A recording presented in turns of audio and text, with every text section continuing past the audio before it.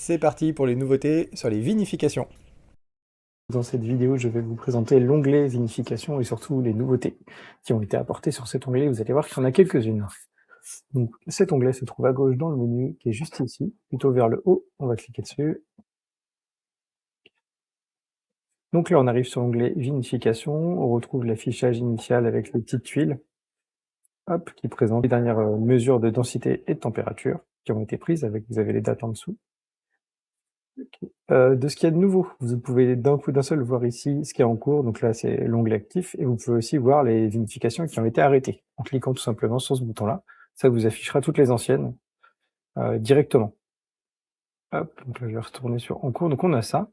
Également, on a de plus en plus de clients qui ont beaucoup de dancios, et cet affichage des tuiles, il est assez joli, il est esthétique, mais des fois il n'est pas très pratique quand on a beaucoup de dancios. Pour parfaire à ça, on a hop, voir un menu liste, vous allez avoir cet affichage-là, qui va être sympa et qui va surtout permettre de pouvoir afficher beaucoup plus de densios en ayant exactement les mêmes informations. Dernière prise de densité, dernière prise de température, avec toujours les informations si ça descend bien, si c'est stable, enfin si vous avez activé en tout cas le suivi de cinétique fermentaire. On verra ça juste après.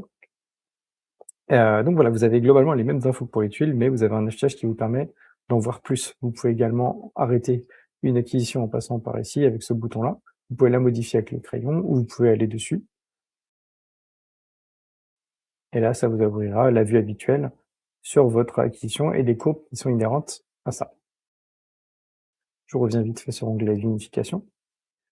Également, je vous parlais des QR codes dans la vidéo des cuves, et ben vous allez pouvoir passer par cette petite baguette magique tout en haut à droite, juste ici. Ici, on va vous proposer dans un premier temps, si vous avez un QR code sur votre contenant, de pouvoir le scanner directement. Du coup, ça vous emmènerait directement sur le lancement d'acquisition. Si vous n'en avez pas, vous pouvez cliquer sur passer l'étape, juste ici. Ici, on vous demande si vous pouvez scanner le QR code qui est sur votre dancios. Normalement, maintenant, tous les dancios sont équipés de QR code. Vous allez pouvoir le flasher, comme ça, il sera directement reconnu, vous n'aurez pas à le chercher. Encore une fois, le but, c'est de gagner du temps. Et si vous avez vraiment aucun des deux, bah, en cliquant là-dessus, ça vous emmène sur l'écran classique de création d'acquisition, tout simplement.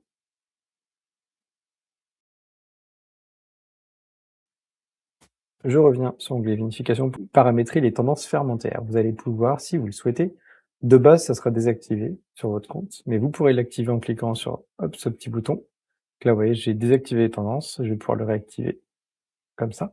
Et vous allez pouvoir choisir des périodes, donc sur telle période, vous voulez perdre tant de points de densité. Vous pouvez avoir un suivi très fin comme ça de ce que vous voulez comme baisse de densité de vos acquisitions. Donc pour l'instant, ça sera effectif sur l'ensemble de vos acquisitions.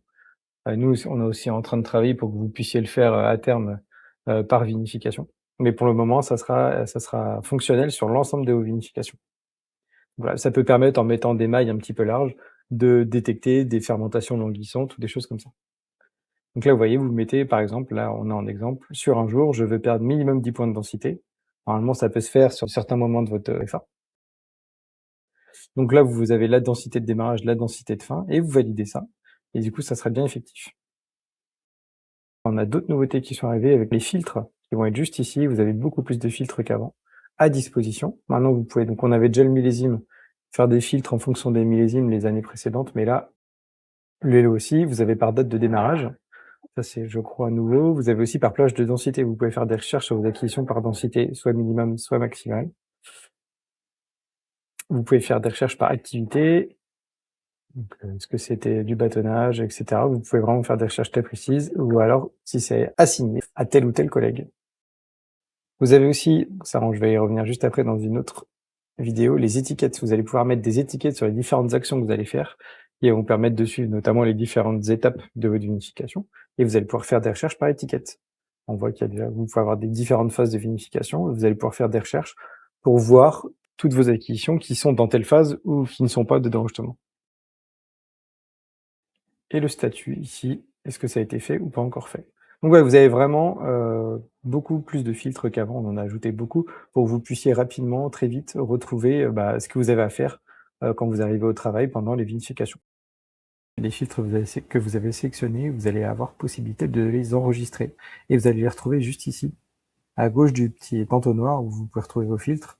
Vous avez un petit champ qui va apparaître et là vous allez pouvoir gérer vos filtres et retrouver ceux que vous avez enregistrés. Donc comment enregistrer si vous ne l'aviez pas vu auparavant? Il faut aller dans les filtres. Vous allez sélectionner ce qui vous intéresse. Là, on veut quelque chose qui est en cours. On va imaginer qu'on veut quelque chose pour le millésime 2026. Je vais prendre un lot. Vous pouvez sélectionner une zone. Je vais dire que c'est dans la cuverie. Toc, je ne vais pas mettre de plage de démarrage. Je vais dire la densité qui m'intéresse, ça va être, je veux qu'elle soit maximum, on va dire qu'on est en fin de FA à 1010. Hop. Je vais pas mettre d'activité et je vais pouvoir prendre une étiquette. Phase 1. On va dire que ça, ce filtre-là, vous allez vouloir vous en servir assez souvent quand vous allez arriver au travail pendant les vendanges. En tout cas pendant les FA. Vous allez pouvoir enregistrer et appliquer. C'est juste ici, enregistrer et appliquer. Désolé, on est en fin de journée, j'ai plus beaucoup d'imagination. Filtre test numéro 2. Hop, et vous sauvegardez ça. Et une fois que c'est fait, vous allez retrouver ça ici dans votre liste de filtres. Tout simplement. Et donc quand on clique sur gérer les filtres ici, vous avez possibilité de les dupliquer pour en faire un qui ressemble. Vous allez pouvoir également les supprimer ou les modifier. Tout simplement. Donc voilà, pour les petites nouveautés, donc il y avait quand même quelque chose à présenter sur cette vidéo. Du côté vinification, j'espère que ça vous apportera des infos utiles et que ça vous fera gagner beaucoup de temps. Au revoir.